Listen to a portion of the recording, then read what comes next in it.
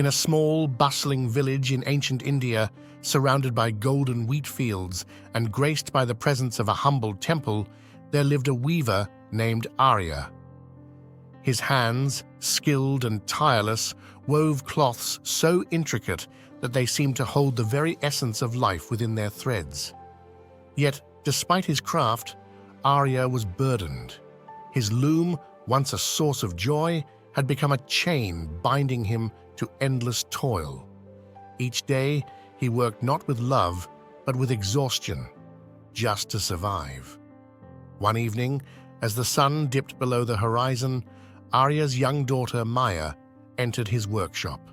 Her small hands carried a clay lamp, its light flickering warmly in the dim room. "Father," she asked softly, "why do you work so hard when your cloth brings you so little joy?" Arya paused, his hands trembling on the loom. With a weary sigh, he replied, "Child, I must.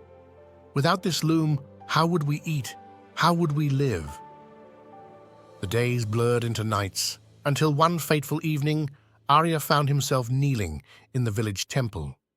Before him stood a statue of Saraswati, the goddess of wisdom and the arts. With tears in his eyes, he prayed not for wealth, but for guidance. And then, as if the goddess herself had answered, an elderly figure appeared from the shadows, his face serene and wise. "Why do you weave, Arya?" the elder asked, his voice gentle but probing.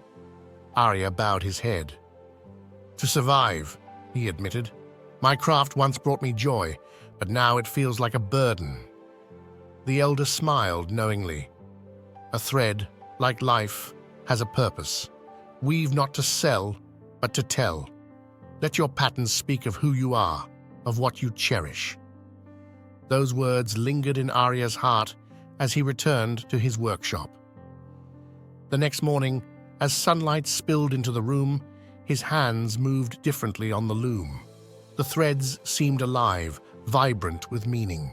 He wove stories into his cloth, of peacocks that danced with joy, rivers that flowed with resilience, and lotuses that bloomed despite the mud. Soon, the villagers began to notice. They marveled at the beauty of his work, but more than that, they were moved by the stories each piece told. A merchant once offered Arya a fortune for his creations, but he simply smiled and said, "This cloth is not for sale. It is meant to be shared." Instead, Arya gifted his work to those who needed it most: a mother to wrap her newborn, a young man preparing for his wedding, a poor family seeking warmth during the cold nights.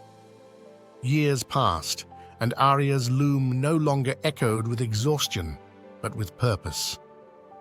At the village fair, he stood proudly beside his creations, not as a laborer, but as a storyteller. His daughter Maya, now grown, worked beside him, weaving with the same love and passion her father had rediscovered. And as he watched her hands bring new stories to life, Arya finally understood. "When my hands stopped working for gain," he said, his voice steady and calm, "they began crafting meaning. Every thread, every knot, a story of joy, struggle, and love. Remember, life is not about what we produce or achieve for others to measure. It is about what we create with purpose and heart. Like Arya's threads, may your actions tell stories of who you truly are."